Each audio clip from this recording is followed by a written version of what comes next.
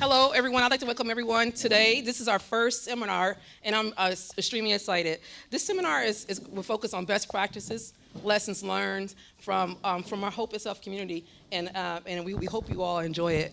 And first, I'd like to do some logistics. The restrooms are in the back, and feel free to continue eating your breakfast, and please be mindful of the camera in the middle. Everyone, please be mindful of the camera.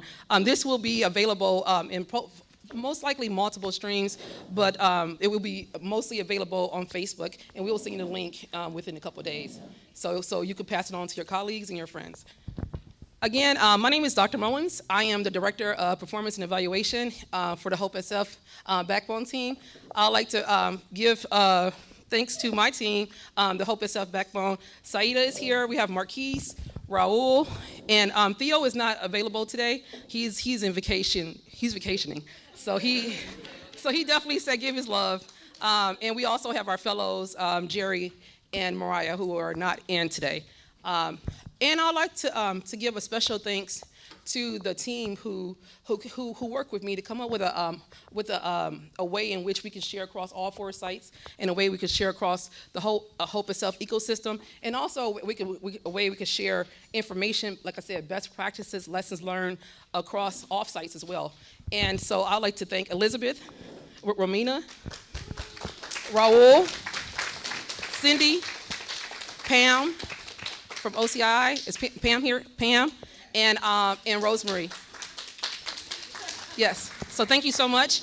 And I'd like to thank the people who actually worked with me to actually create this space, this environment for you all, and who helped with the actual planning of this particular seminar.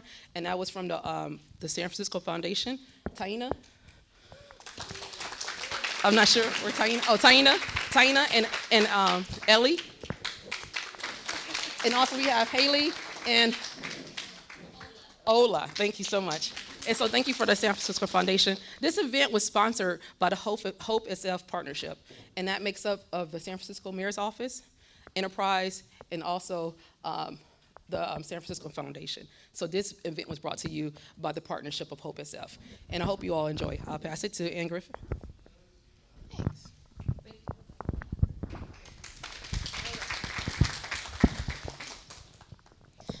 Good morning, everyone.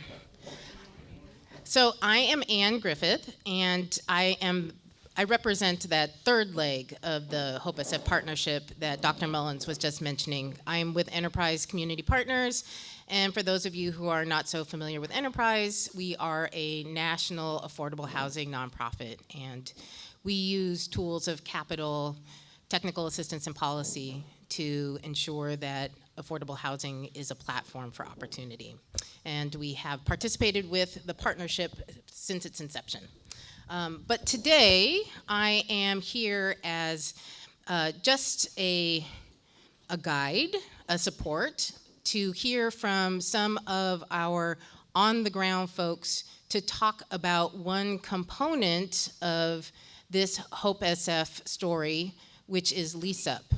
But before we move into that, I have been instructed to give a little bit of background on what Hope SF is. This, of course, is an audience that knows Hope SF intimately, but for our listening audience who may be joining us on Facebook or through some other media and not be as familiar with this effort, Hope SF represents a collaborative effort of really a myriad of committed partners, the city family, many nonprofits and service providers, the residents themselves, and certainly the developers and the operators who are engaged in the transformation of 4 large family public housing sites in the southeast sector of San Francisco. Those 4 developments represent about 2,200 units of housing that were built around World War II as used as shipyard housing. All that has really, it was intended for a short-term use. Those units face the shipyard as opposed to being fully integrated into the city from a physical or design standpoint, as well as from a service or other framework. And so now, 70 years later, with this commitment, this team of committed folks are engaged in transforming these communities with the residents. These 4 developments are in varying stages of physical completeness. The first of the sites to go through transformation is Hunter's View. The second being Alice Griffith, both of those in the Bayview Hunters Point area. The third to cross a milestone marker of having completed units is our Potrero site, which recently completed an off-site unit, and then our 4th and largest site in Visitation Valley, Sunnydale, which will be coming online in the near term with its first off-site parcel. So as I mentioned, today is really about one component of this process, the lease-up process. And we have today some experts from their engaged participation who will be able to share their perspective, their learnings about this process. And before we leap into our questions and begin digging into the details, I'm going to allow each of our panelists to introduce themselves. So starting with Rosemarie. Hello, everyone. My name is Rosemarie Sims, and I am from the Hunters View site. I am currently the housing specialist and the program coordinator. Hi, everyone. My name is Romina Oribello. I'm currently the assistant regional manager for Hunters View for the John Stewart Company. They have their own mic. My name is Mady Martin. I am the program manager for Shanti's PAC team at Potrero Hill, where I've been overseeing the relocation readiness project as well as the housing stabilization project.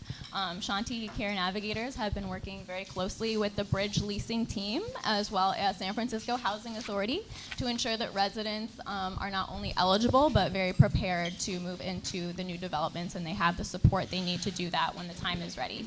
I'd say a primary job of mine over the past year or so has been tracking and managing data for the Shanti team, as well as overseeing the engagement of residents and following up with them. Hi, I'm Kendra Crawford. I am the acting director for public housing for the San Francisco Housing Authority, and I also manage the client placement department, and which entails managing the wait list for public housing, the RAD sites, and the emergency transfers and things like that.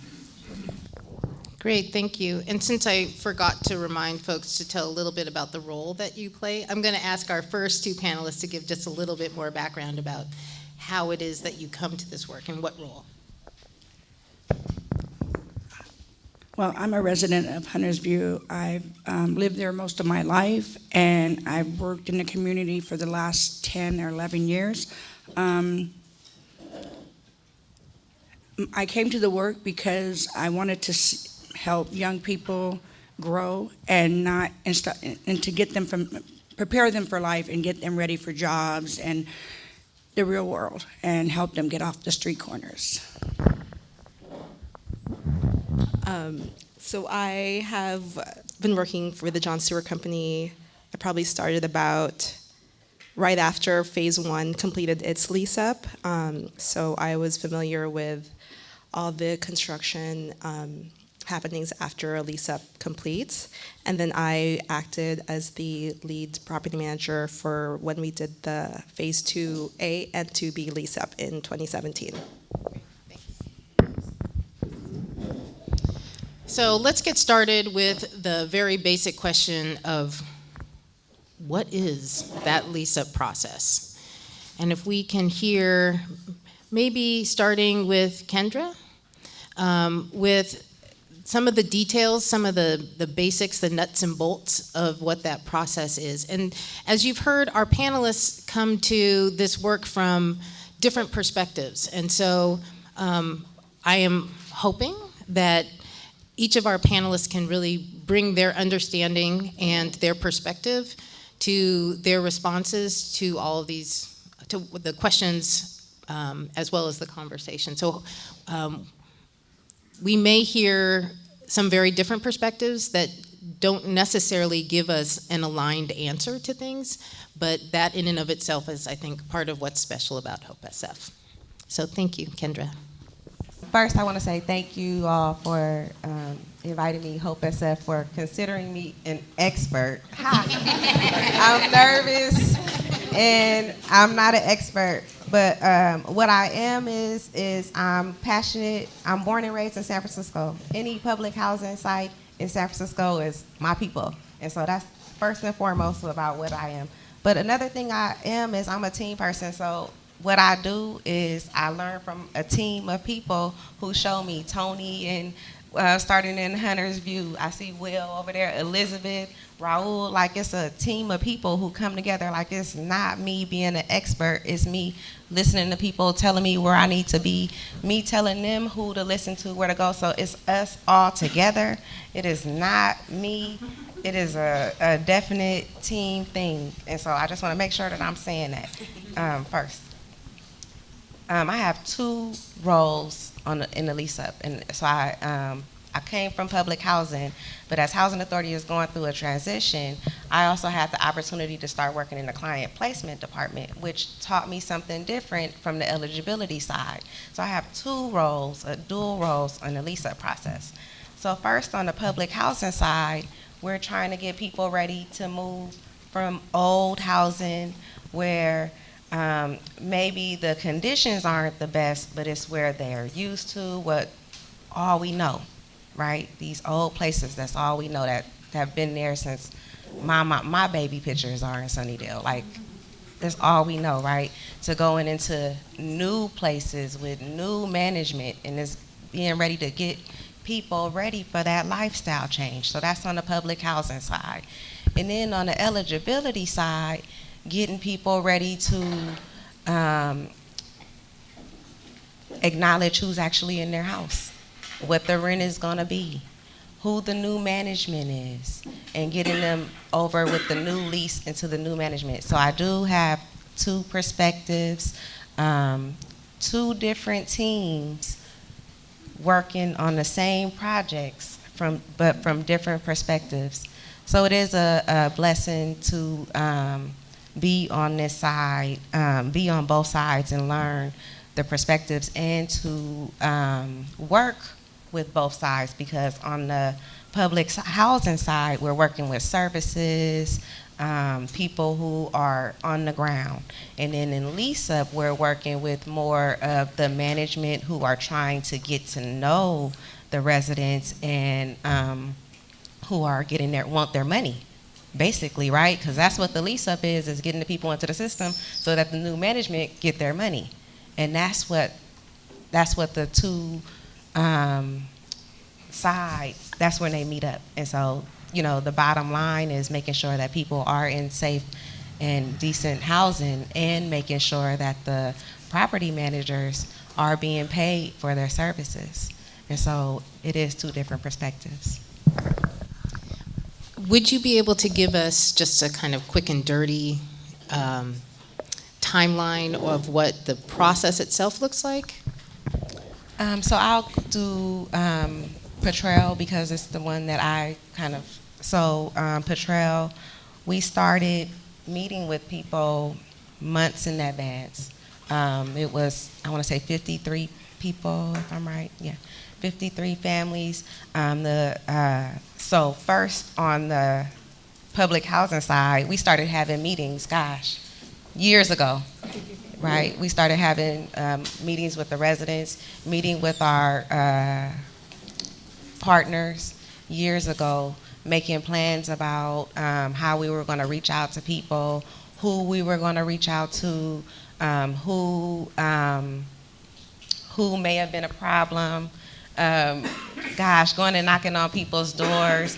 But it seemed like with the teamwork, with the weekly meetings, weekly, meetings are like so necessary though, because it's important, because they're important because there's so many different partners involved that what I learned is that once we fall off one meeting, one resident can mess up the whole timeline, right, Will? Because one of the things that I had to learn is that there's a timeline for lease up for the new property managers. And so all of a sudden things go from so chill to, come on, we gotta go. We have a timeline. You know what I mean? And so we had to learn to have backups. Like if you have 53 people, we're pulling 75, we're interviewing 75. So what about the rest of the people who got interviewed who are not getting a place? We still have to explain that back to them. It's a process with all of these things on both sides. So public housing side, we're meeting up people. And then eligibility, they make the appointments, they go meet with the residents, they get all of their information. We did these ad campaigns because we know that there are people on the public housing side who are not on the lease. So that was another part of ensuring that they knew that if these people were not being added onto the lease, they couldn't stay in the apartment, making sure that they are aware of everything. And so we've been doing these ad campaigns in Sunnydale Patrol and not implementing the public housing policy to ensure that people who have been living in these houses have the opportunity to be added onto the lease. So we do all the income and everything, and we give it to the property management. We have to also, the property management also have income tiers on the units, and so they're matching the residents with the income, with the units, and that's something important for us to monitor too. So it's a lot of different layers that we're watching. Great, thanks. And since you mentioned property management, maybe Romina, you can pick up and tell us from your perspective what the lease-up process details look like. And you can have a mic. Oh, thank you. So we, Hunter's View opened or started moving people in on January 31st, 2017. We started meeting with residents about lease up and trying to start meeting with them to prepare them for lease up at least a year prior. Initially in 2016, we thought that we would be ready to start moving people in at the end of 2016. So that was what we were basing our timeline on. So as property management on the developer side, we started meeting with residents probably around June and July with right to return residents to start meeting with them, to start gathering their income, making sure that they had their ID, birth certificate, those types of official documents ready so that we can start processing their applications. Now, ideally, that would have worked out well for us, because if you have a building that opens on December 1st, all of your paperwork would have to be dated within 120 days of that lease up. Now, unfortunately, we had some construction delays that had us adjust our timeline more realistically to early 2017. So as with any lease up and all the issues that you don't foresee coming up, we had to adjust our schedule and re-meet with residents and adjust the time that we would complete their applications, have their applications approved by compliance department, as well as meet with them to do unit selection. That is, I would say, one of the more difficult things in doing a lease up is have all these factors that are out of your control that force you to adjust what you have to do and the deadlines that you have to meet internally due to factors that you can't change. So I think for Hunter's View, we ended up having to kind of meet with residents a second time in order to redo their application and paperwork and all of the time compliance aspects that we had to meet as tax credit property. Now, a couple best practices that I would think and that we were able to do in Hunter's View is for the developer side as well as housing authority, each group has to internally qualify a resident with their income and their assets, and something that I think we were able to work with very well with the housing authority is we ended up meeting with the residents at the same time. A lesson learned from phase one when we did not do that was residents had to meet with the Housing Authority and John Stewart separately, and in a lease-up where you have to fill out paperwork that seems like it's duplicate from another group, you want to be able to be more efficient and be able to fill out the same time as well as providing the same types of documentation to various groups.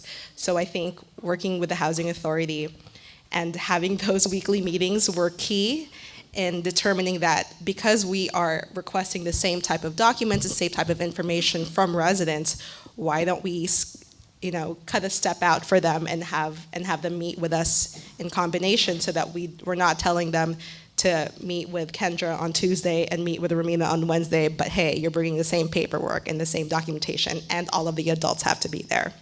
So I think I would suggest that that's one of our better practices in a LISA process, is in thinking ahead that, what can we do to be the most efficient. In terms of timeline, because of those compliance aspects that we kind of had to redo because of our construction delays, we were able to, I believe we got TCO, which is temporary certificate of occupancy for the building, on January 31st. And because we had been waiting and we had been preparing for move-ins to be ready in December, the day that we got TCO, we were able to move in 11 residents that day because we wanted to start the LISA process so quickly. Residents were also, we had messaged to residents prior that we would start moving in people in December. So on their end too, they were very, it was also very urgent for them to start doing the move-ins, as that's what the timeline that they had been prepared for as well. So as part of any lease-up, it was kind of urgent. We were all in a rush. But we started at the very end of January, and I believe it took us about January, February, March, April to do 99% of our lease-up for 107 units. Thank you. And since you mentioned the residents, maybe Rosemarie, you can tell us a little bit about what that LISA process felt like. So I have two stories. So the first one is, as a resident, I had to make sure, my family was ready, right? But working for the Y in services, we spent almost 2 years getting residents, going door to door, building by building. We had a wonderful team, and we had a wonderful director at the time. She had a vision of gathering resident leaders to bring them together, resident leaders that were trusted in the community, that residents would trust them with their information. So we went building by building for almost a year and a half, trying to prepare. We did a survey, a checkoff list of what documents the family had and what they didn't have, and if they wanted to add. So we did this like 2 years in advance, right? This is a long process. This is not, one household, you might have 9 people, then you have like 3 little children, and each household, some we had to take physically down to DMV, social services. It's a really long process, and I recommend this part of it needs to be done in advance. So in the first lease up with phase 1, it was a little hairy, right? It was our first one. We had bumps in the road, right? But on the resident side, the services side, whatever they needed, John Stewart needed, or housing needed as far as documents, our team, we went out and got it. We made sure of it, whether it was day of or week of. So I like to say, and I can't say this enough, it's very important to get before, start real early in this process, because this can be tedious. Some of the birth certificates came from overseas, and that was a long process, right? And we wanted to make sure the residents were ready. So another thing is, if a lot of family members, they didn't want to add their families, and they wanted to sneak them across the street, and that took So then we did workshops on the psychology of moving. We had monthly meetings on going over what would be their new house rules, right? Public housing residents were, they were wild. They didn't want to, we weren't used to having rules because no one ever checked on you. So we knew moving into private management that there would be rules, and we wanted to make sure all residents were ready. We wanted them to be ready to start, beginning to pay their rent on time. So we did this process. We had we did workshops on paying your bills on time, financial readiness. We did different workshops. We had the psychology of moving, financial readiness. We had one workshop was just getting your paperwork together. Another one was we just really had intimate conversations with them, real conversations on what they would not be able to get away with. And so this took a long time, and I tell everyone that asks me, how did you get through it? Just being honest with residents and maintaining confidentiality and gaining their trust was a big part of it. And I think that's why we were pretty much successful. Something you'd like to add, Kendra? What I wanted to say too, I forgot to say, but one of the first parts of the process is the lottery and people having their number.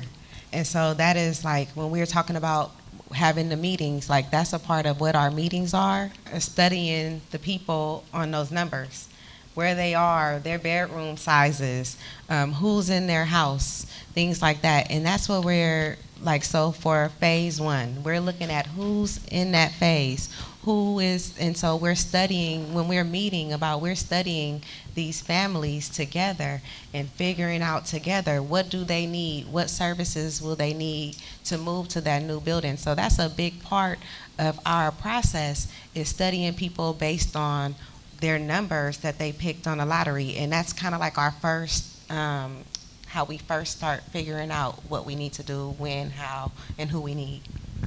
Thanks. So Mady, from your perspective, what did that process look like? From a services perspective, as Rosemarie touched on, there is so much that really goes into preparing residents for this move, because it's not only a physical move, but it is an emotional move. And the changes that are taking place, like I said, are not only physical in the neighborhood and the community, but they are cultural, they are socioeconomic. And during that process, residents may feel super isolated, isolated from their neighborhood, isolated, from people that they've been seeing for a long time.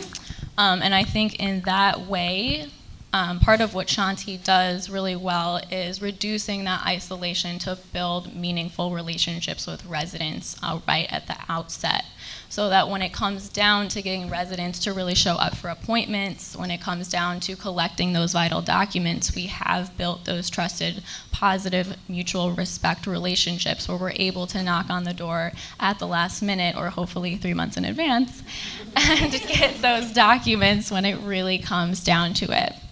I think that, like I said, the LISA process entails a lot for services because we are with residents every single step of the way. We are there for the processing, numbers, lottery system that is being given out. I think Rosemarie said, really importantly, start working with residents as early as possible to really build those strong relationships. And we at Shanti started out knocking on doors and just hanging out in the community as early as when we began about 2.5 years ago, but we really started in depth about 6 months before those relocation interviews. And during that time, we collected a lot of important information, like Kendra mentioned, about who is in your household that's not on the lease. We're gonna need to add them. Who in your family is a senior? They're gonna need that extra support, and we wanna know how we can best provide that to you. So when it came time to do those interview appointments, we were able to have 74 of 77 residents showed up because they really trusted the relationships that we had built with them between that time period. I think something else that's very vital for services, which our job entails, is empowering residents. We believe at Shanti that residents have the solution to their own problems, and we do not have all the answers as services. I think we're still trying to figure that stuff out, and so we want to give residents the tools to succeed with document checklists, like Rosemarie mentioned at the time, and making sure that they are understanding what notices Bridge and John Stewart are sending them and what Housing Authority are sending them, so that they are ready and to answer those notices and show up to those appointments and advocate for themselves during this process. Before you put the mic down, maybe you can talk a little bit about, since you were talking about some of those notices and working with residents around that, just what coordination has looked like for lease-up. Yeah, that's a really good question and a super important one. I think when we first found out that coordination was essential is when we were working with residents around getting them into good standing with the Housing Authority. So that obviously means if someone's not been paying their rent or they have violated their lease, they are in legal with the Housing Authority. And I think we first learned to coordinate very well with Kendra and her team, Elizabeth, et cetera, around just communicating what residents were going through and what is their story? Why are they in legal? What's happening? So having phone calls, having face-to-face meetings once a month with Kendra, your team, that was fabulous. And then also coordinating with Bridge. Like, I'm pretty sure I called Jasmine from Bridge more than my own family during the lease-up process. She was really, really great, and working closely with Leo's team as well. Having weekly calls with Housing Authority and Bridge really made the process seamless and made it easy to case conference in real time about things that were happening on the ground that we saw, this morning and wanted to share. So I think that kind of covers a little bit about coordination. How about others around the question of coordination? I would say definitely coordination was key. There are so many partnerships involved in a Hope SF lease-up and in lease-up in general, and I agree that those weekly calls, we had them to Hunter's View, were incredibly vital to the process. It allowed all the different partnerships to kind of get a quick real-time update of where we were in the lease-up, but it also really helped us as a group, as partnerships, prepare and anticipate for any future problems. So we, as property management, we really relied on our services team on the ground to not only help prepare residents before we actually started the process of leasing up in terms of emotionally or physically getting their documents ready, but also during the lease-up, whenever we were missing, one vital piece of document, we would, heavily rely on Rose to say, like, hey, can you go help this resident go get their ID? Can you go help them go get a birth certificate? But having that weekly call between services, property management, the Housing Authority, and any other key partnerships really allowed us to be able to get together and say, this is what we're encountering, these are the issues that are coming up that we didn't anticipate beforehand, and how can we address them. Not only did it allow us to do that, it also allowed us to have a very collective messaging, which I think is also incredibly important when you're dealing with the residents, is to have the same messaging across the board, no matter who they speak with. So no matter if they talk to me or Kendra or Rose, we're all asking you for your birth certificate. It's not that I'm telling you that you don't need it and Kendra's asking you for it. No, we have a very collective message, and that was really helpful in communicating with each other on a consistent basis through our weekly calls. As the different parties involved, we are sending the same message and we're putting out the same message to residents.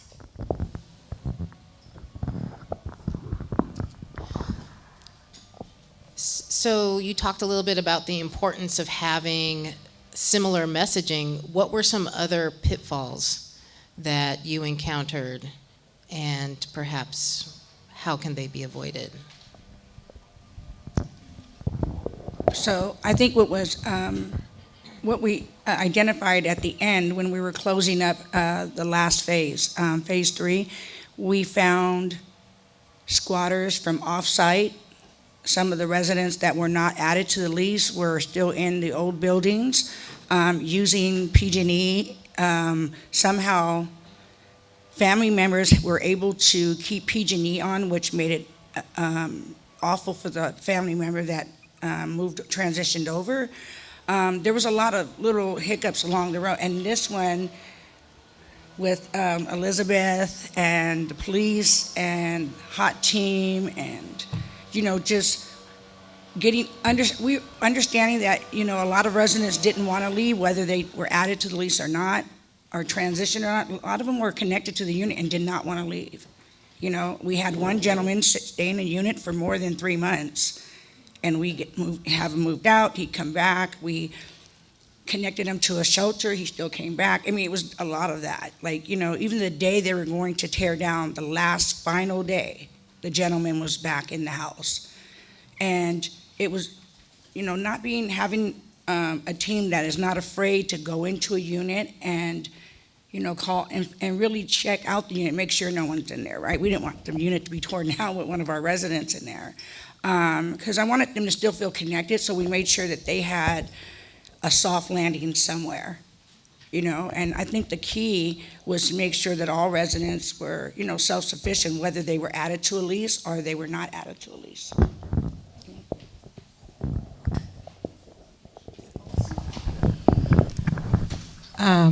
First, I wanted to say that I wanted to piggyback on what Romina said, that relationships with the partners are like the most important thing to ensure that we are all saying the same thing.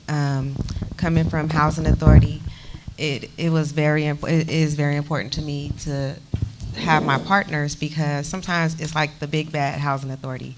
And I think it's important, and I appreciate that our partners are looking for our perspective, for what's going on, and that they are open to helping us to resolve the issues.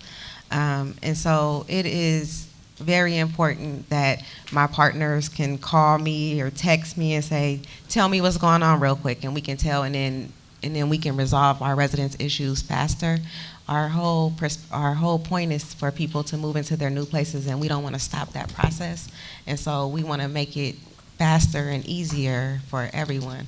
And there's a lot of things that we've learned over time from people living in conditions that we would all run from, and they absolutely don't want to leave those conditions, right? And then it's hard to not judge people, and to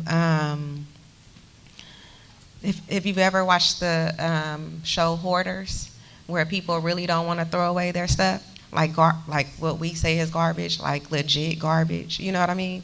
But they really do not want to. And so that is real. That is a very real thing. And, you see a brand new, beautiful place, and then you're so scared that they're going to bring that garbage, like legit garbage, into the brand new place. And so that's a worry. That is something that we saw firsthand, and I'm sure we are all worrying now, because when the new management goes in to do the inspection, then what? Because for Housing Authority has a lot of advocates who are protecting and making sure that certain things don't happen, right? But for the new management, I think residents are worried that they won't have that same protection. So like for Housing Authority, we've had residents who we were going to evict for hoarding, for not cleaning up, things like that, unsafe conditions. And what ended up happening is at the last minute, to stop the eviction, the health department came in and totally cleaned the place out.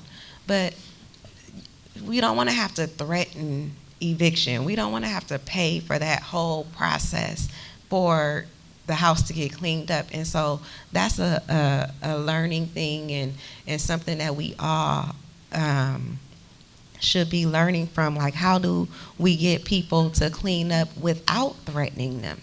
Like, you know what I mean? Like, the idea of a brand new apartment is not enough for some people to not want to collect garbage.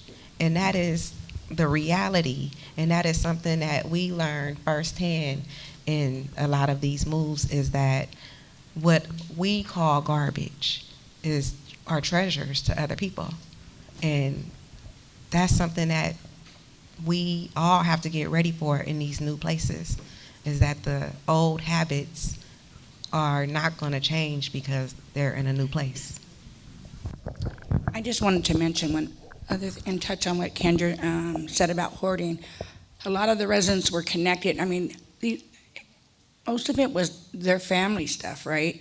Families that had been murdered or had died that would not be transitioning with them. And I think it was they were connected to the material thing, you know, the items, because they couldn't be connected at that moment with their loved one. So what services and John Stewart Housing, what we tried to do was bring in therapists that would work with families, whether it was on hoarding and pest tech, not letting people in, you know, for various reasons with, you know, insects. So a lot of them just had this emotional tie. I myself had an emotional tie with my old unit. I spent more than 35 years in that unit. I grew up in the unit. I had kids, and you know, I got married. There was a lifetime connection with that unit, and I knew if I felt this way. And that's why the director that got us all into this, Kathy Perry, I mean, she told us, like, you know, these are, you know, I want you guys to treat them like they're your family. I go, they are our family. Like, we spent a lifetime with these people, you know. Sorry about this. I have clients calling. So it was really hard. Like I said, you know, people were literally didn't want to leave their mother's bedroom set. Had a beautiful place across the street, but their mother's bedroom set, she's not here anymore. And it chokes me up because I know that feeling, right? I too lost my mother during, you know, right after she transitioned. And I think that's what was important, and the city was so thoughtful, right, to bring residents on the team that could understand the process. You know, I worked with an amazing team, PJ and Lottie, you know, Wendy, who's no longer there. All of us, Karina, we all had this connection, and we knew how hard it was going to be, and we knew. I mean, we cried with residents. We literally had memorials in households for their unit. These are all little things that we took the time to do because we knew they would not leave these units. And that's, you know, like Kendra said, you know, someone's garbage is another one's treasure, and we don't, you know. I had a guy who was connected with a mirror, and it broke, and he didn't want to pick it up. So we glued it back together for him. I mean, it was little things like that. So I just wanted to mention that because I think it's very important. Thank you. Mady? I just wanted to quickly touch on two pitfalls that we, as a PAC team, encountered at Shanti during their first phase of relocation. The first one is that we would ask residents, do you have your security deposit? Do you have your security deposit? Double check, triple check. Check for the 5th time just to be sure. And residents were like, yeah, we have it. We'll get it. No problem. It's in the bag. And it comes, you know, it's 12 p.m. and the next day at 9 a.m. is their lease signing with Jeffrey. And they're like, we don't have our security deposit. And that was actually on us as services because we did not do our follow-up job in making sure the residents really had it in their hand, in that money order in their hand, and making sure they were ready to go. So I'd say that was a huge learning experience for us to really follow up in person and not just in a phone call or text about those physical documents such as a money order or a vital document that a resident needs to have when they're showing up at a certain time, because that could be the only time they have to turn it in. The other kind of pitfall that we encountered was during the ad lease campaign, because again, when we did our outreach to residents and we checked in, we were saying, hey, did you want to add, your partner? Did you want to add, your friend that's been staying here for the last 2.5 years? And residents said that they didn't. And again, when it came down to it, they really did want to add them. And of course, who wouldn't? They've been living there for the past couple years. They are their family and they have, the right to add them. But we ended up scrambling a lot during that time period because we didn't follow through and make sure, like, hey, are you sure you don't want to add this person? They're going to actually leave your unit unless you add them. So I'd say really communicating the importance of specifically those two things to residents, and following up in person if necessary, so that you can be sure and you are communicating what will really happen if they do not. And I just wanted to echo Maddie's statements. I agree. We also did an ad campaign for Hunter's View, and I will say, admittedly, and this is from me, something that I remember that was a pitfall that we went through was an ad campaign was a really great idea that we put into effect in phase 2 and not in phase 1. We had a specific timeline for when residents were supposed to complete their ad process, fill out their documents, and turn it into the housing authority.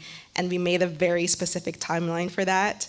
And this also kind of reflects back on the whole, make sure you are united in your messaging, because I admittedly told a resident to submit their request to add after the deadline has passed, and looking back on it, I'm regretful because I think that kind of escalates and becomes something that you can control. So what I would do as a best practice moving forward, having been through that, is really be firm with yourself, with residents, in your messaging, in following the deadline that you set for yourself, and making sure that the whole team, is on the same page about that. Because I was the one who got off message, and I will admit that to this day.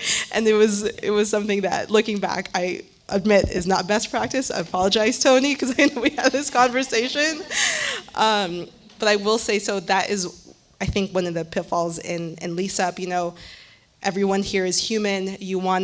Everyone has things that they are out of their control, and you want to be able to, please people and help them, but at the same time, there are deadlines, there are limitations that, developers, housing authority have to abide by. And the reason we are united, we have these conference calls, is to make sure that everyone is on the same page about the responsibilities that all the different partners have to meet. And everyone needs to be united in having those messages and having those timelines in place.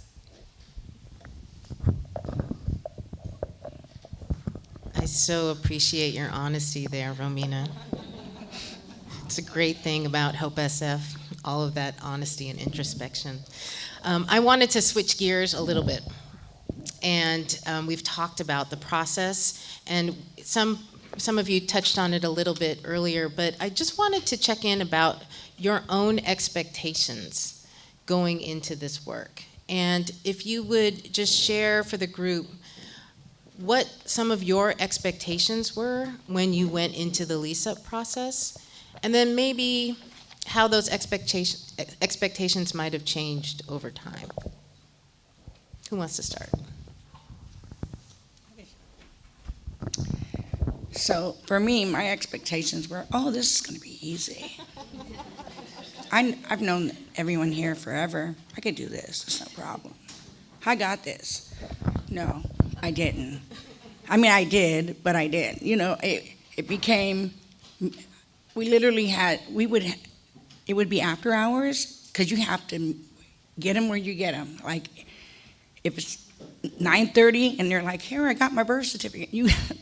Believe me, because we would chase one house, so it would take like a month to get everyone's documents. So there's a lot of things that I thought were going to be easy that were not easy. Like, I didn't even think that people would, even for myself, I didn't think I'm going to be emotionally undone. I'm happy to leave this broken down place right now. I think for me, that was the biggest hurdle, was the emotional piece. But there was a lot of things I didn't anticipate that came up, so yeah.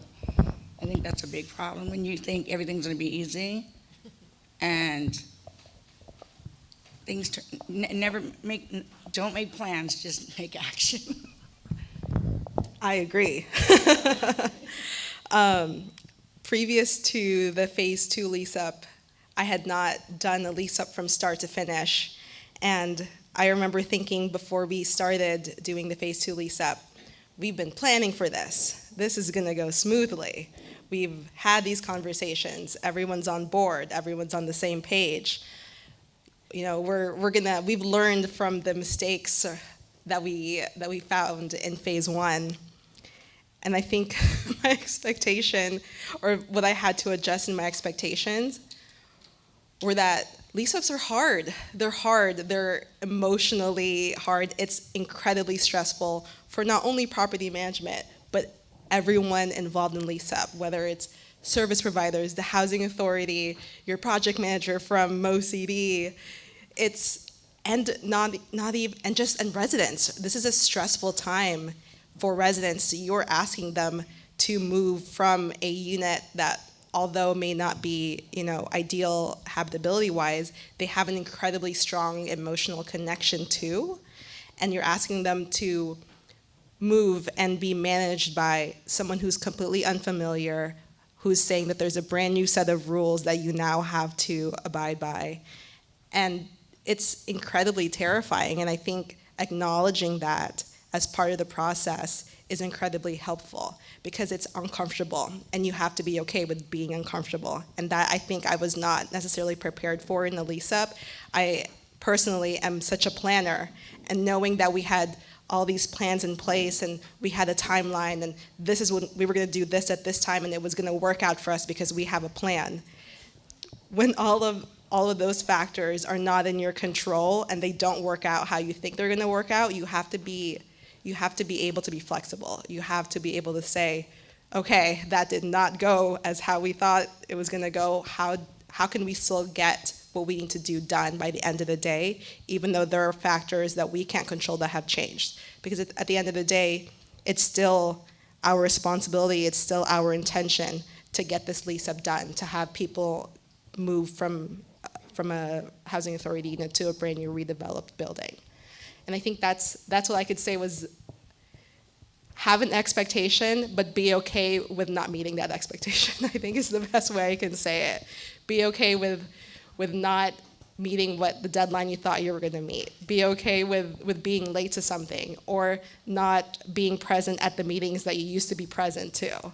That's okay. Lease up is hard, and be okay with the fact that it's rough and it's gonna be hard and it's gonna be stressful, and there's a light at the end of the tunnel.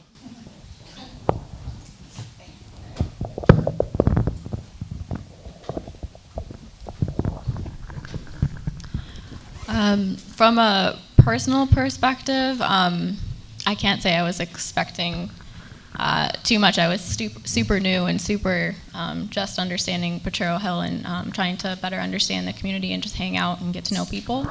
But I think along those lines, tenants themselves expected things to go wrong during this process. And I think we should call that out and name that.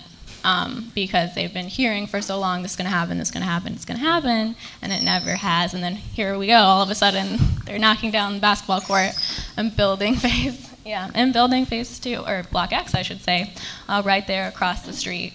And so I think that the fear and the anxiety that residents have expected, and rightly so felt during this time, we need to rise to the occasion to meet their high expectations, because that is what they deserve, living in the communities that they're in.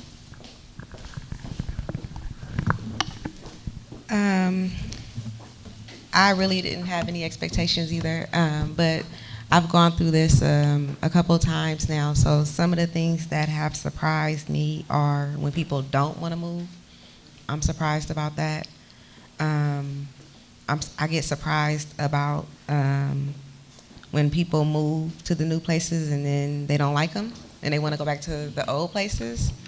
That blows my mind, but they're serious about that.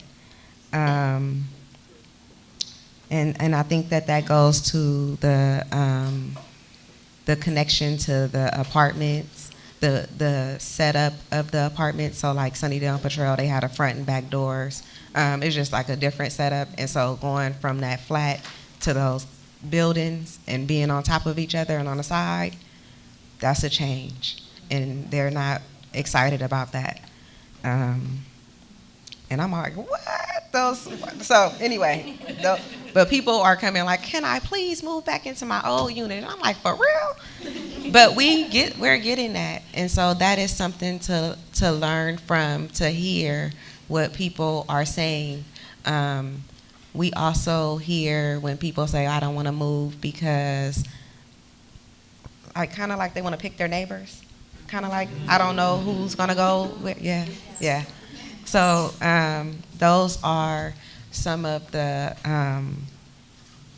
things that have my eyebrows up now. And the expectations when we go to the meetings is listening to the people in the new yet old buildings and hearing what they like and don't like, and maybe trying to learn from that.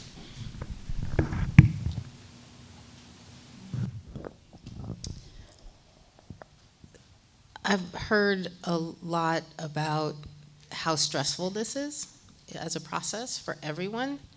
And I'm curious if there were opportunities, or if folks took opportunities to take care of yourselves, or if there were opportunities for residents to take care of themselves through the stress and challenge of this process.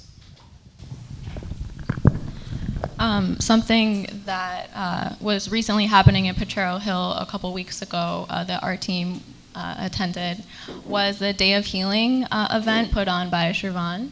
And I wanted to recognize that as a way that she gathered her community in specifically in phase 2, that first redevelopment phase, to gather around themselves and hold this transition in their hearts and in their minds. And there was food, there was photo booth, it was fun, but it was also just having reverence for the past that people have experienced in these communities. And it was a resident-led and tenant leader-led initiative that really brought home the fact that this is stressful, but let's gather together as a group and figure out how we're gonna get through it as a community, because they have gotten through so much already.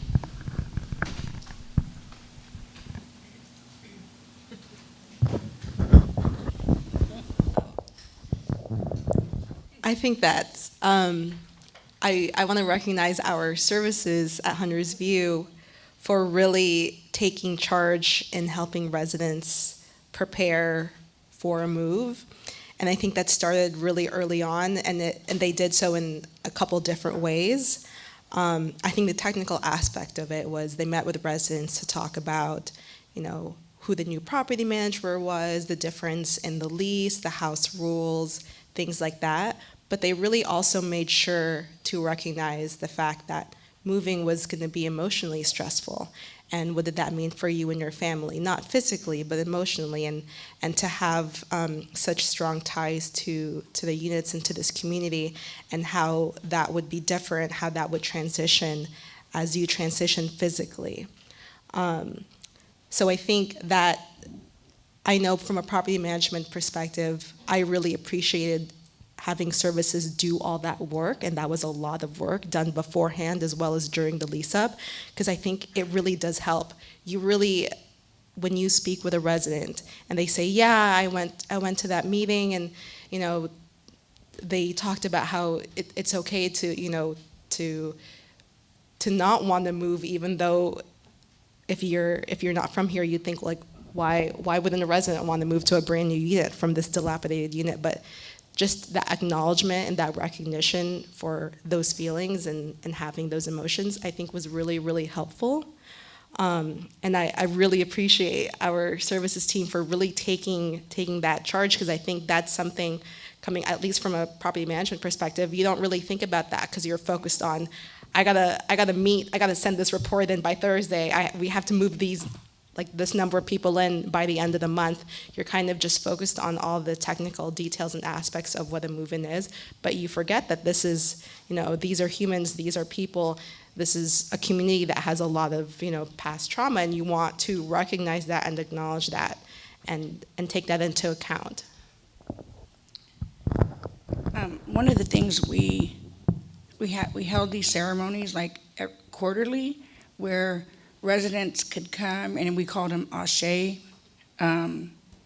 groups, where they would come and we have like a beautiful plant, and then we'd write on a piece of paper, and we pour water in the plant, and we talk about our loved one, and we really got to express what was going on in our mind. And like Romina said, it was very helpful. It was helpful for me too. And so actually I was helping others while helping myself and my team. Like, we all worked together so hard to make sure people,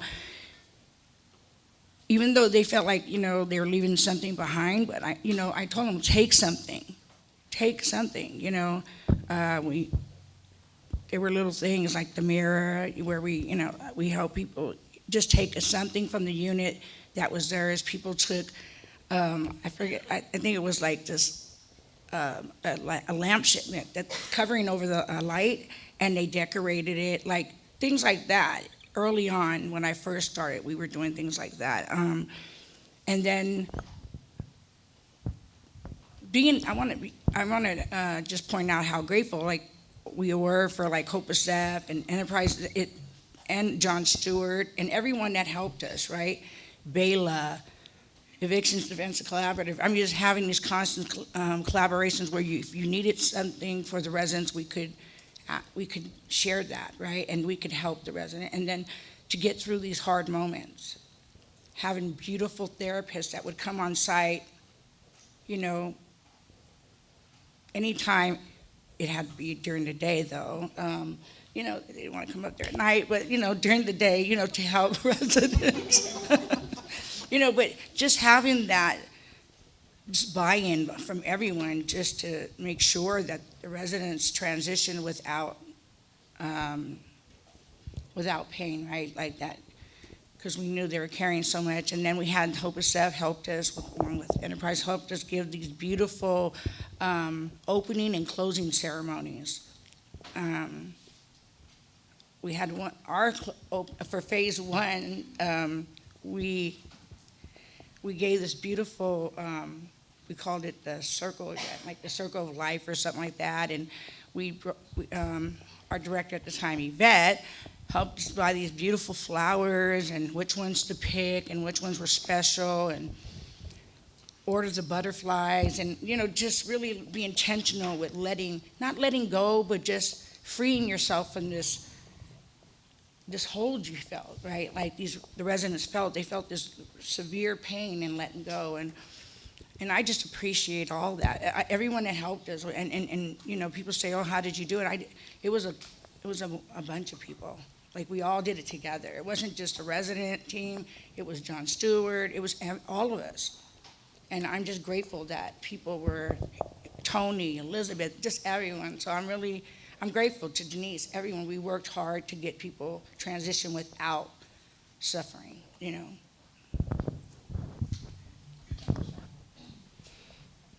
Did anyone else find ways to take care of yourselves in this process?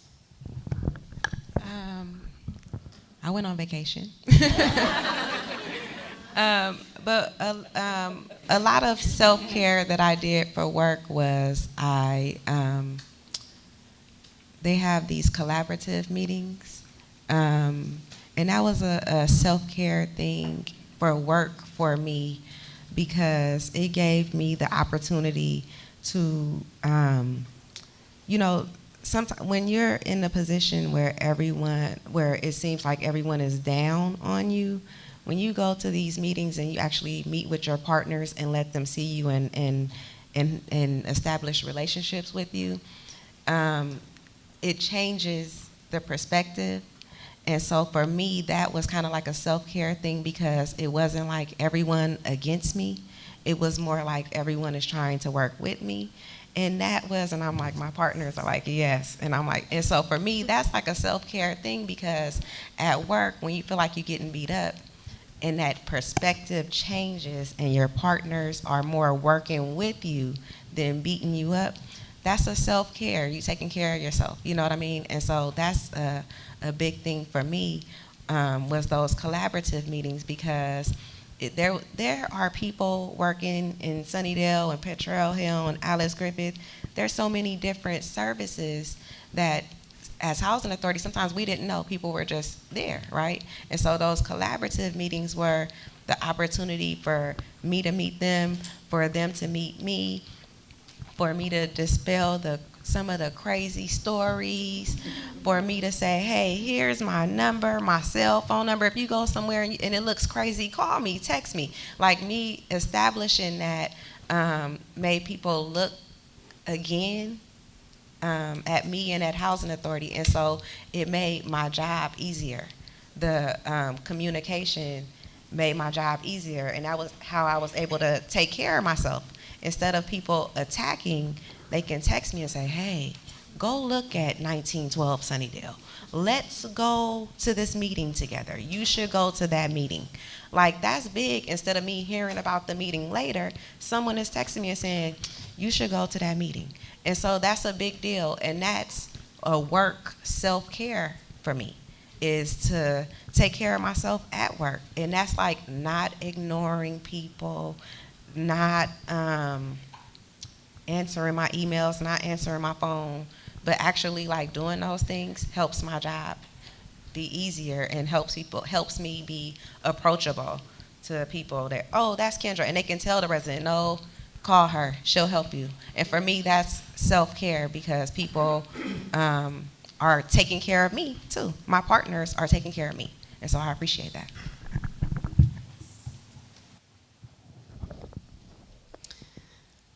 So through today's conversation, we started with talking about some of the nuts and bolts of the process, and we wandered around to, I think, a point that's really critical, which is that this is really a human experience, and heard a lot about the way that humanity has come to play in everyone's process.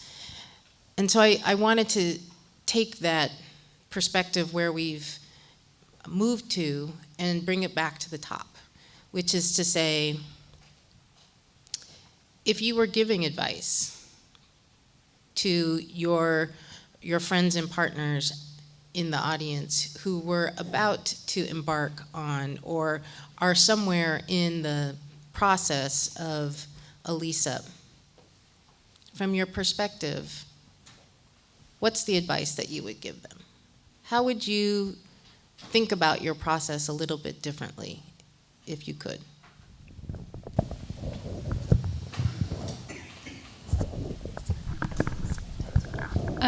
I think one piece of advice that Shanti learned a little bit later down the line was leverage your partners as early as possible. Because you get to see, the skill sets of housing authority workers, you get to see the skill sets of the lease-up team at Bridge, but you only get to know those a little bit farther down the line as you get to know them better and you start up your weekly calls, etc. I would say once we got to know each other, it was all hands on deck. There was no blame placed when somebody didn't have something. It's like, oh, how can I jump in and help and collaborate? And having that mindset from literally processing number meeting would have been great. So I think that being able to collaborate as early as possible and just leverage the skills of other partners is one piece of advice that I would give. I would definitely say focus on solutions and not the blame. This is a collaborative process, and we're human too when we make mistakes. But focus on how to rectify it and make it the best situation for everyone, and realize that at the end of the day, everyone is doing their best to make sure that residents are able to live in a safe and happy community and unit. I would also say, this is a very specific piece of advice, get extra referrals. You're not gonna have too many. You're better off always having more than what you think you're gonna need. And that goes along for all the partners. There are so many different reasons, and I've heard so many of them, of why a household is choosing not to accept a unit. So I would say get extra referrals for however many you think, at least triple it, if not more so.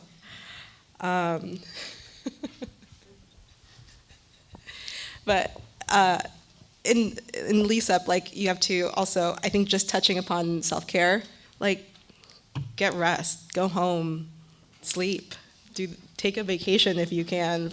I did too, in the middle of lease up. It's a long process.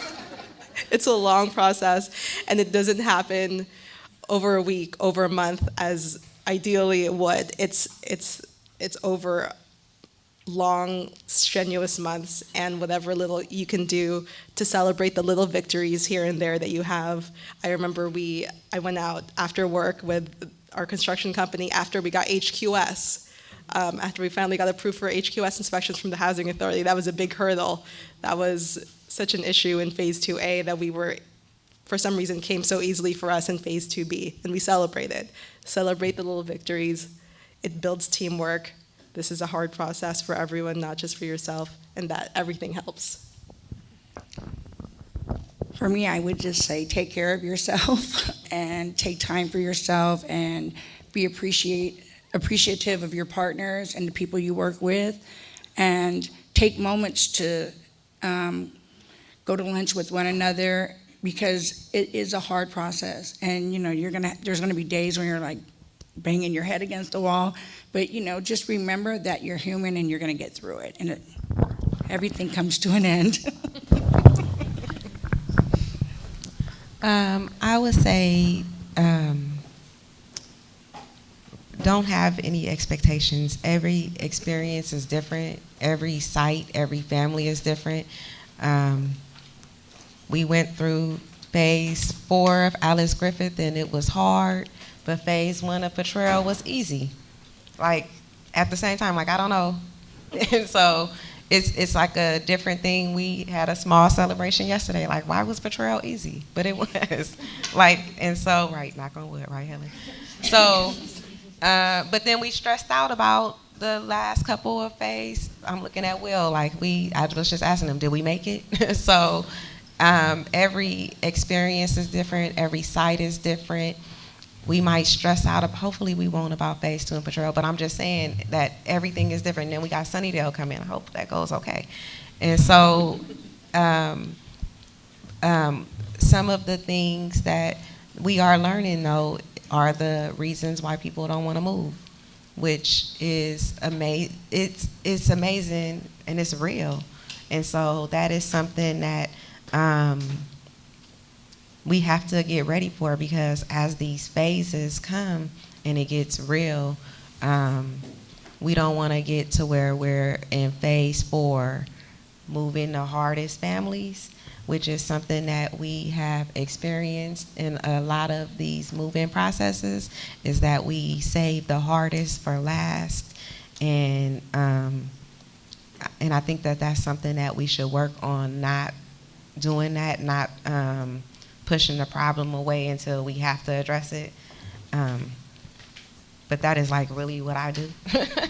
So that is something that we have to try to like help our residents get ready for that now. We have, like, for a lot of these sites, we have the numbers, we have the people. It's just working with these people to ensure that they get ready. And so a big part of that too is getting people to come to the meetings. Like, it's really hard to get people to come to these really important meetings. And then when the building is up and everything is there, and it's like, oh no, I don't like that. And it's like, we had 1 million meetings about this though. And so that is a big thing. Like, it's really hard. Like, Sunnydale is my passion, and we can be barbecuing, it could be loud music, like everything. And food and everything, but it's really hard to get people to come and get this important information and to have input on where they're gonna live. And then when the place comes, it's like, what is this? And so once it's built, it's done. And then once it's done, then I don't want to say that once it's done. So people don't want to hear the complaints now. And so that's like kind of like what it ends up being is they feel not listened to, but it's like it's done now. You were supposed to come at the planning. And so that's a lot of the of what when we're planning the Potrero and Sunnydale is how do we get those people to come to these meetings, or I don't know, getting the plans to them. I don't know, but that's a big thing is getting the people to feel involved in the process by coming to the meetings. Yeah, just to piggyback off what Kendra was saying, I think resident attendance, it can be high at first for like that first initial meeting, and then it will fall off. And I think that is, if that's an expectation of yours, then let's readjust it, because clearly residents aren't coming to the meetings. So does that mean working with services, knocking on doors to get those messages out ASAP? Like, what can we really do to readjust our own expectations at those upper levels to meet the resident needs, even in those situations, because something's not drawing them there. So let's figure it out. I did want to add super quick something that another piece of advice that I really wanted to give, because I'm looking at Elizabeth. Pests. Pests were a huge thing for us at Shanti, and we just wanted to give the advice of get on it as soon as possible, because that process takes a while, and the faster services can collect that data, because we are in residents' homes. We know what their house looks like and what the trouble is, so communicating that as early on as possible. And then having somebody who on your team can track data like every week, what's going on with this senior resident. Like sometimes services would have to call a certain resident every other day.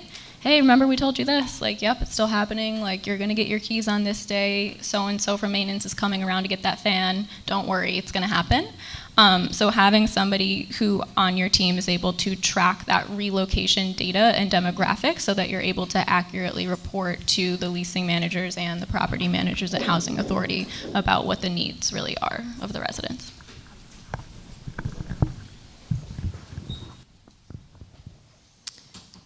Great, thank you.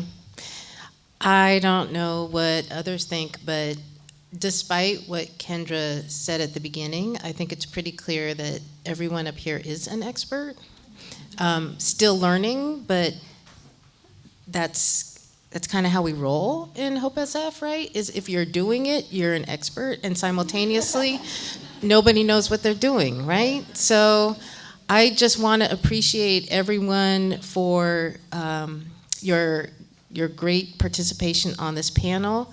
We are going to switch gears now and allow folks in the room to engage in some question and answer period.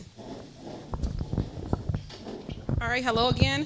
The microphones are don't stretch, so we would like for people to raise their hands if they have questions, and Marquise and I will hopefully repeat your question, so the video camera can take it, and also so the panelists can hear it. So does anyone have? Hold on, we have one ground rule we talked about. Wait.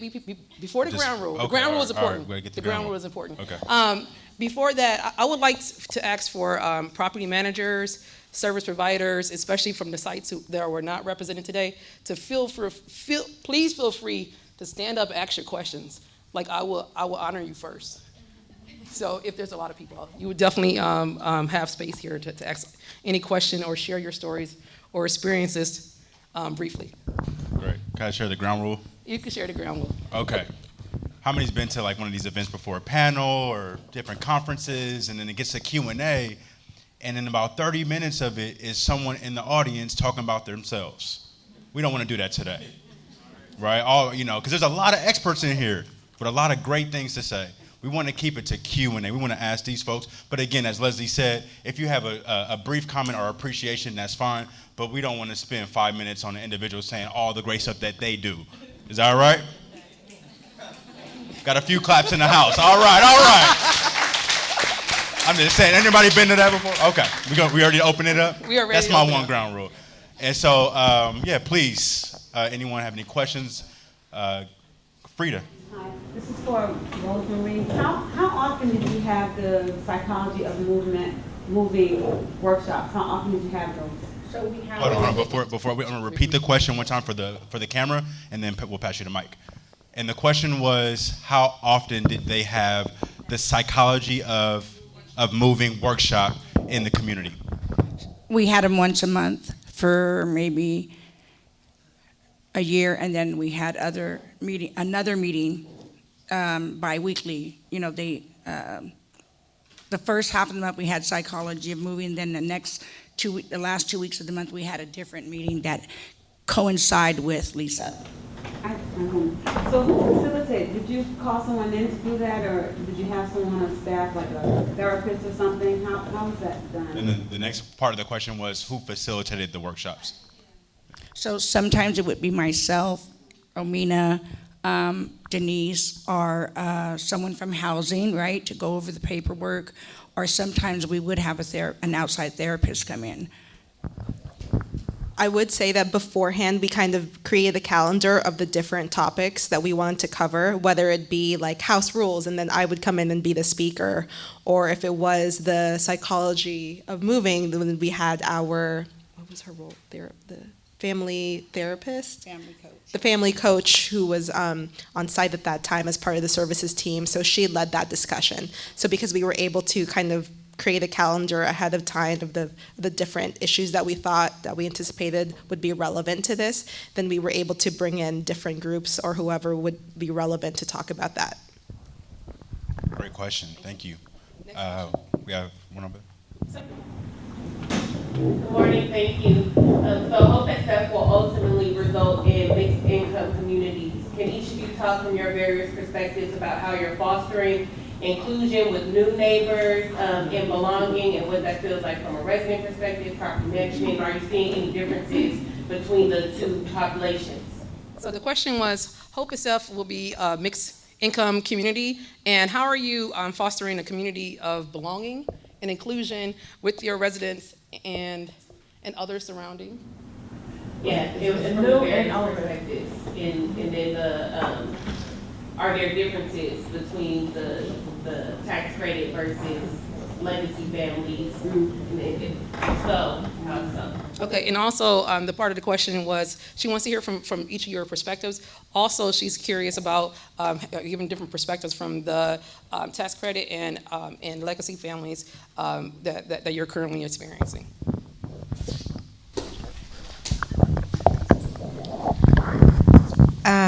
I have two perspectives of this. Personally, I live in a mixed family development. I live in Hayes Valley, and so I love it. People judge me like, you make all this money and you live in a public housing site? Yes, because I love my city, and that's how I can afford to live here, and I've been living there since I was low income, and I came up while I've been there, and so I'm grateful for that. And so I love it. I bring pride to my neighborhood. My neighbors are proud of me. They come and knock on my door if they need something from Housing Authority. I don't know how they know. I don't know how they know I work at Housing Authority, but they know.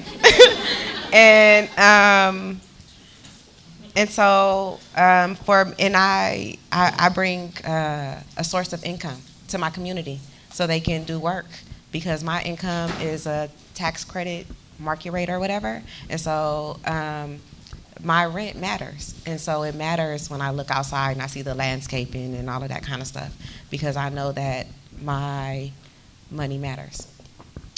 From the Housing Authority perspective, so from that perspective, the only way that I see that is sometimes we'll refer a family to an apartment, and then they come back and say, no, this family, their income is too high or something like that, and then we have to tell the family, no, their income is too high, and we're telling it could be like $5, but if they're at that income rate, they do not qualify, and so that is something that that happens, and it is something that we have to explain to people, and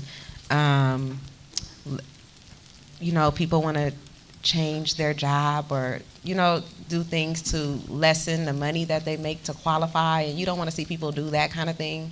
And so it is something real with the income limits, and referring people to certain apartments that they don't qualify for, and going back and telling them, I'm sorry, you don't qualify, you make too much, and it's like $45,000, and that's too much, you know what I mean? And so that's a hard reality from the Housing Authority perspective. So I just wanted to say that how we foster inclusivity with all of our residents, tax credit, legacy families. First of all, the services we went around and introduced ourselves after sometimes, hopefully during Lisa, if not afterwards, right? Especially those residents that came from offsite, we wanted them to feel welcome, right? We wanted them to feel like they were going to be welcomed into the community. And so we include everyone.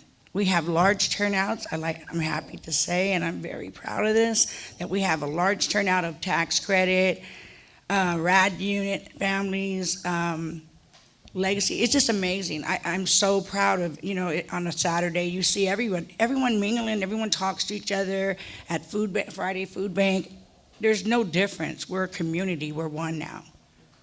The mixture, everyone, I remember people saying, oh, I was kind of worried because, it was kind of brought to me as it's going to be a big issue. But no, I don't see that as being an issue. I see it as we treat everyone like family, and that's how we roll in Hunter's View. Everyone just comes in and we break bread with them, we talk with them, we commune with them. It's good, it's great. I don't see a difference. I think that that was very intentional, the programming to make sure that it was inclusive and not specific to like if you're in a RAD unit or if you're a right to return family or a tax credit. All the programming that is done on site is offered to all, and then all the services as well is offered to 100% of the residents, no matter what funding program you're in. From a property management perspective, we manage everyone the same way, no matter if you are a unit that's subsidized by the Housing Authority and your rent is X dollars, or you're a tax credit unit and your rent is X dollars. If you don't pay your rent, you're gonna get the same 10-day notice from me.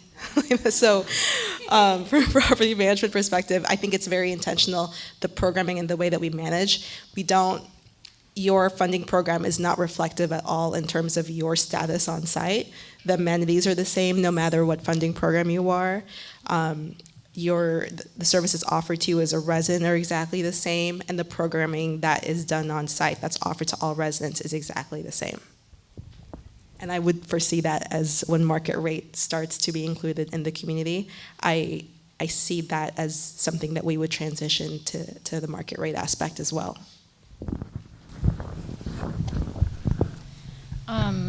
I think from Shanti's perspective at services, for Potrero Hill specifically, residents just finished moving in. So I'm not afraid to say that we don't know the answer yet to making sure that everybody feels cohesive at this point in the game.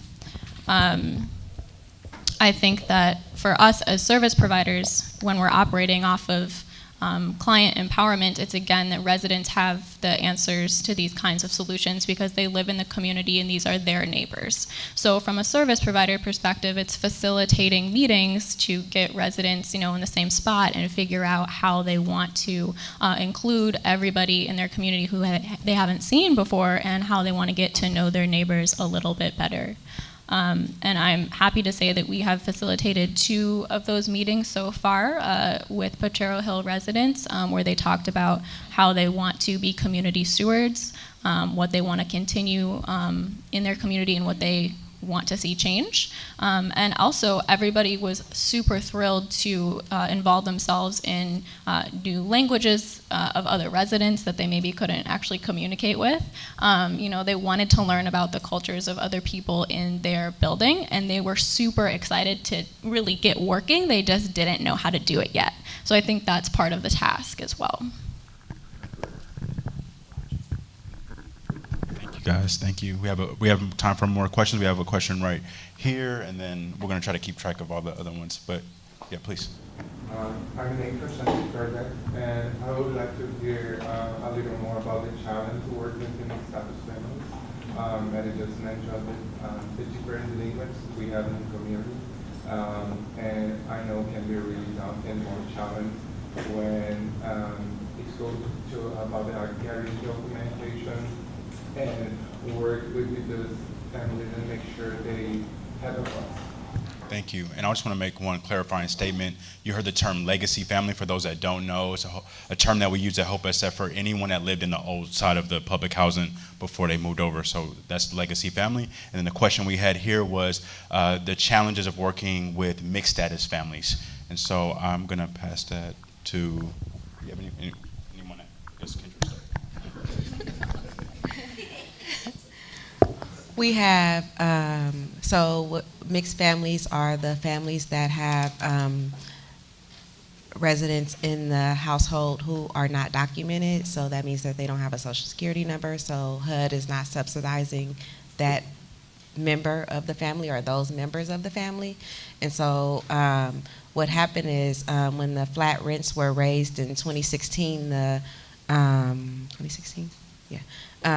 rents were raised to these really, really high amounts. They like quadrupled. And so in Sunnydale and Potrero Hill and in the old Alice, San Francisco Housing Authority was subsidizing those increases so that their increase was not quadrupled, it was 35% more instead of them hitting that big number. But what Nay is referencing is when they move to the new site, there's no more subsidy. So now it's the real rent. And so what we tried to do was, with the help of Raul and different people, we got the rents for different sites to show what their rent could be to help make a decision. And so we gave those families, there's a preference in the admin plan for the mixed families in Sunnydale and Potrero to be added onto the RAD wait list. And so they all had the opportunity to apply and get on the RAD wait list for mostly West Side Courts, Hunters Point. Am I right? I think those two. Melissa's saying no more. Okay, so it could be more, but they have the opportunity to apply for RAD sites. And so when the RAD sites ask for referrals and we pull from the wait list, a lot of those mixed families are coming up on those wait lists and being offered the opportunity to move into a RAD site. That is when they have to make the decision on if they're going to leave their Potrero or Sunnydale apartment with the subsidy and move to the newer unit without the subsidy. And so that is one of the ways that Housing Authority is trying to help these families. But there are a lot of pressures, especially with the new laws that the president is trying to bring out. And so we have been meeting with these families, and the services have been providing immigration attorneys and different things in Sunnydale and Potrero to help them get their documents. And one of the things that we are still experiencing is people who are not eligible still requesting to be added onto the lease. And we are still adding them onto the lease. So that means that the rents increase and that we are still bringing in more undocumented residents that we have to care for and look out for into our sites.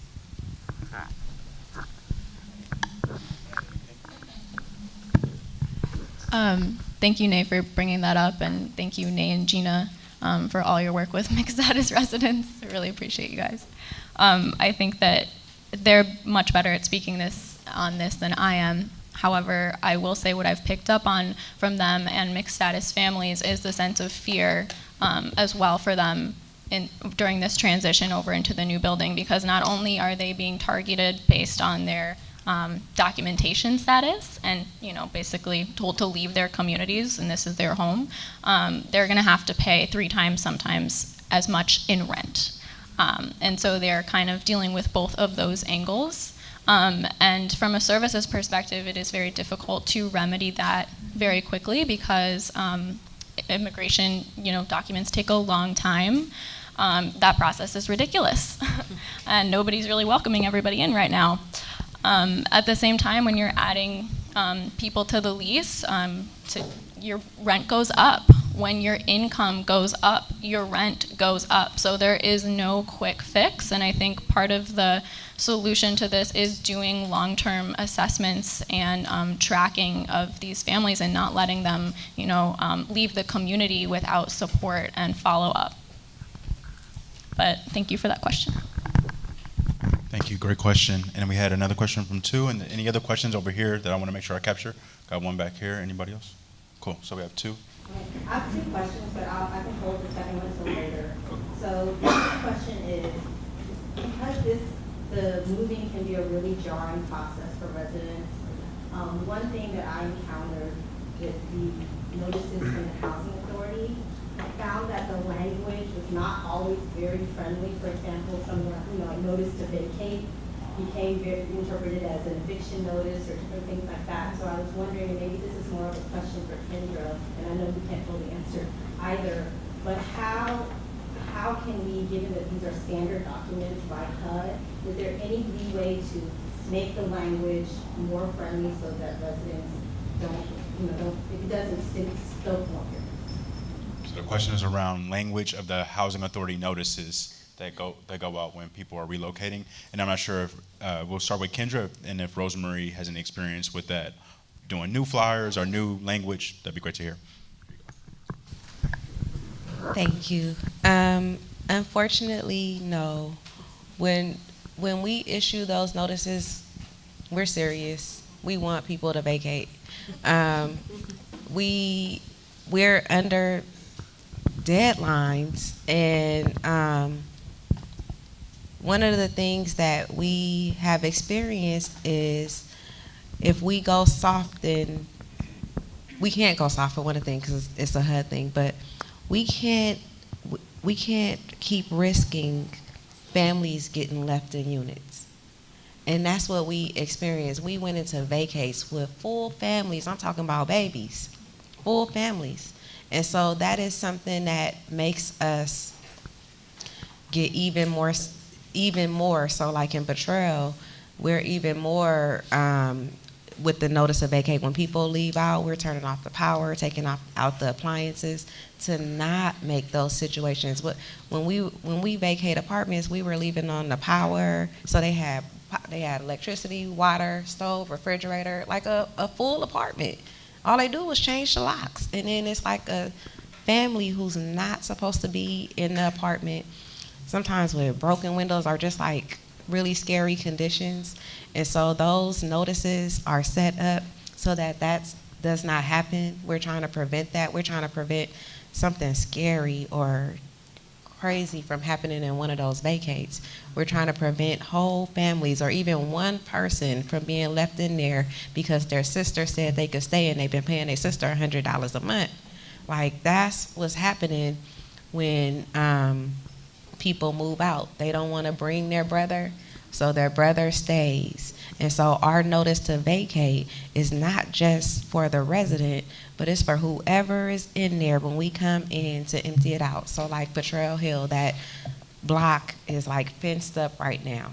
And our notice to vacate is like our legal document so that if we need to go evict someone, we have that notice that we've already served. And so I know that these things sound harsh, but we have experienced some things that make us have to be harsh. We have seen some dangerous things in these apartments that make us say, no, we can't go soft, because when we go soft, really bad things happen in these vacant apartments.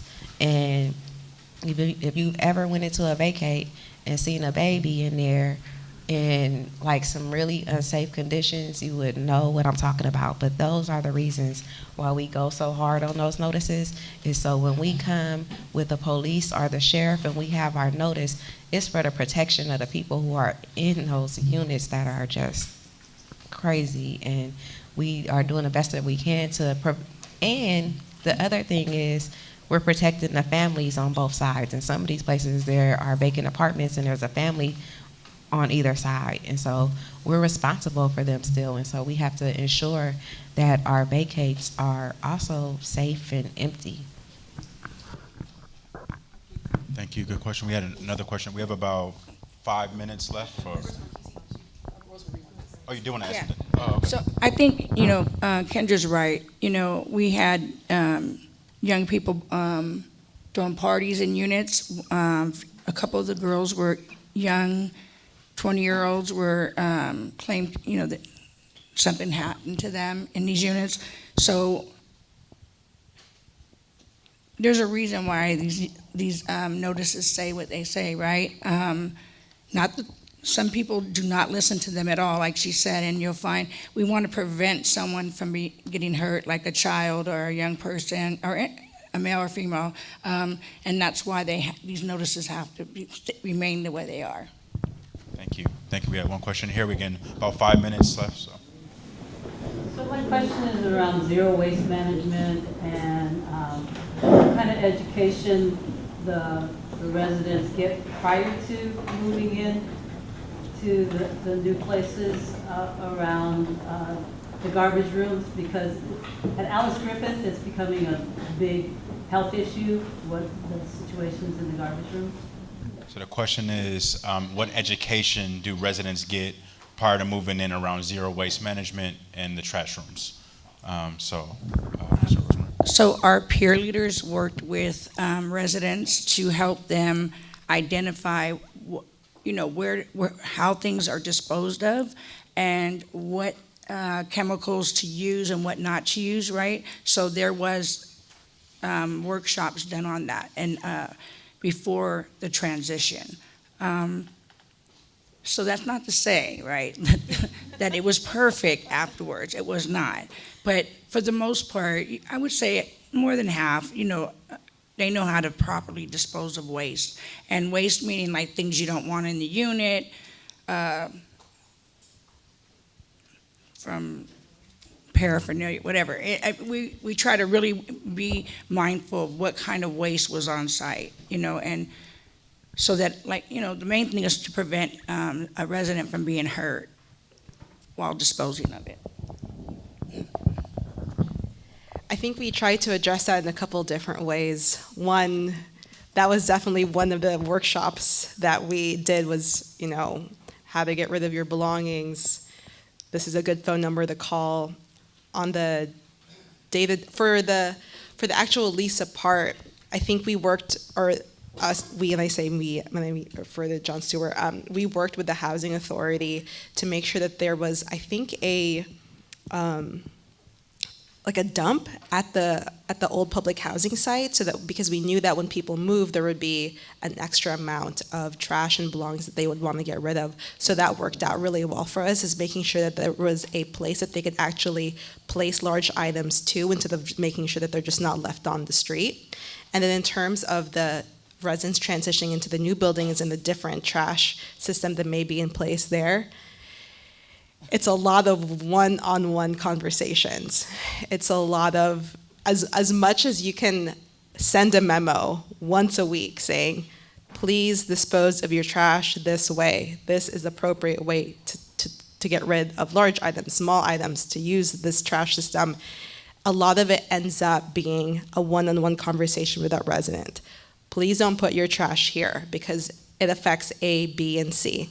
And at the end of the day, I use that as my most successful approach personally, because I think that if someone were to have that conversation with me, that's why I would get it, because it's affecting this, this, and this. Your neighbor is going to be affected if you leave your trash outside. Think about if your neighbor left their trash outside and how that would affect you. I'm sure you wouldn't appreciate it. So I feel like that's why it has to happen on a one-on-one level, or at least that's the most successful approach I've been able to find, is having that conversation makes them realize the effects that they may be impacting without if they had it before. So really directly saying those words out loud and having that specific conversation with them it allows them to understand where you're coming from and that you're not enforcing a rule just to enforce a rule. You're enforcing a rule because there's meaning and there's intention behind it. Great, thank you. We have, I think, maybe one last question. Anyone else want to get one in before we close up? All right, Kevin, with the last question for the day. Hey, how you guys doing? In terms of residents not attending, I'm Brother Kevin with 100% College Prep. I have the pleasure and luxury of being at Anne Griffith for the last 7 years. My question today is in regards to residents not attending planning meetings, and what is the outreach strategies behind that? I want to know if there's designs being laid out, because when we had our transition, there was no design, no planning meetings, and then by the time folks get there, as the sister alluded to, they're coming from a community space where it's been community living. Legacy families have continued to have access to the front porches as well as the back porches. Now they're being moved to Geneva Towers, seems like Geneva Towers places and buildings. So what is the current strategies in place in terms of outreach to our residents to make sure that they do have a say at these meetings? And we're doing everything in our power to ensure that they're promoting for themselves, advocating for themselves. So we, revitalization meetings were being held even before I started, right? Like, very early on, they established these meetings, and they were held the design team would come in, Catherine Etzel. Before that, I think it was Margaret. I mean, there was a lot of, people, a lot of planning went into the transition. I think we were trying to really be intentional and be prepared for the residents' sake, But my thing is, I think what's most important is, like I said, is having resident leaders that the community trusts, to have a team go around and having these conversations with families about, if you don't come to these meetings, your voice will not be heard. So what you end up with will be what you end up with, right? And having real conversations with them. Sometimes, to be honest, we'd have revitalization meetings and we'd have like 3 people there. And then some meetings we'd have 22 people there, or some, so it varied. But I think starting very early, having these meetings and not being afraid to hold a meeting where you meet the resident. Like, if our team met them, seen them on the street, we would go over some things with them. We were constantly reiterating a message. The message is, if you want to be a part of your community, and all residents, I think in their heart, they do want to be a part of. A lot of them don't feel a part of, right? It all depends on where they're at in their life journey, but that's why our team, we spent a lot of time being really intentional and helping residents be self-sufficient and helping them understand the process, and inviting them to the conversation, and to the table. And I think that's where just being able to meet them where they are. The meetings that I went to a lot of the Alice Griffith meetings. They were over at Bret Hart, and I want to say they had them monthly, and they did talk about the plans a lot, and they talked about the parking lot and the planning for the building over in the Coliseum, or in the old Candlestick, yes. And so then they changed those meetings over to the new site, but and so they had the urban strategies were there, and I want to say that they delivered notices door to door. One of the things to take into account with our residents and with services, and this is for me too, but when there is a lot of services and you get a bunch of different flyers in your door, you stop reading them. And so people are letting them know, but even for me, I get a ton of notices in my door, and they're all different colors. And then later on, I'll be like, oh, this was the resident meeting, but I missed it.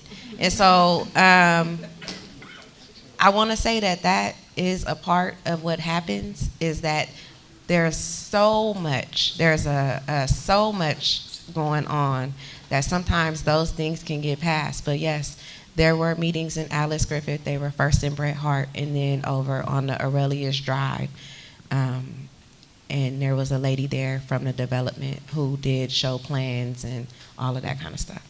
But if anyone else from Alice Griffith is here who can say more to that, you're more than welcome, but that's just what I experienced there.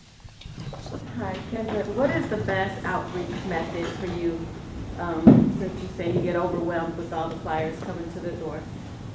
She asked, what's the best outreach message for me as a tenant? And I guess that is I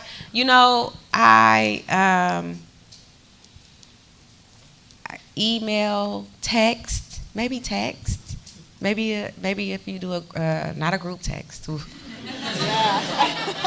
but an email, kind of like meet people where they are. Like me and myself and my manager, we email back and forth all the time. So the best way for her to reach me is my email. So different managers or services know how to reach their clients, right? You know what their best way is. If you call them and they respond back by text, what's up? Then you know to text them, right? And so I think that part of that is maybe trying to meet people where they are.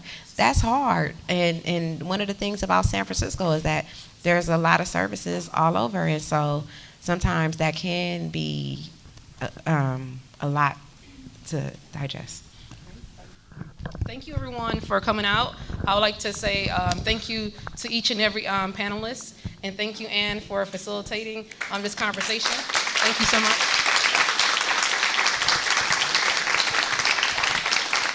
And I also like to thank each and every one of you for coming out. We definitely appreciate your participation and your just your energy today. This has been amazing. Again, this is our first one, and we hope to have more. So please, if you feel inspired, if you have some topics that you think will be important to share in a setting similar to this, please feel free to write your suggestions down and put it in the green suggestion box. We welcome any ideas, especially if you think you have a topic and you know of any experts within our ecosystem. If you're the expert, please write your name out. Because I've been here about a year, but I don't know every single person. So I would love for as much support as possible. And I would definitely take my time out and read each and every one. And I will try to come up with some sort of response to you if I have your contact information. So on that second note, please feel free to, if you have not checked in already and written your name, I guess we are like maybe check the box. So please make sure your email address is correct, and please make sure that you, if you haven't done so already, please remember to check in. And have a wonderful day, everybody.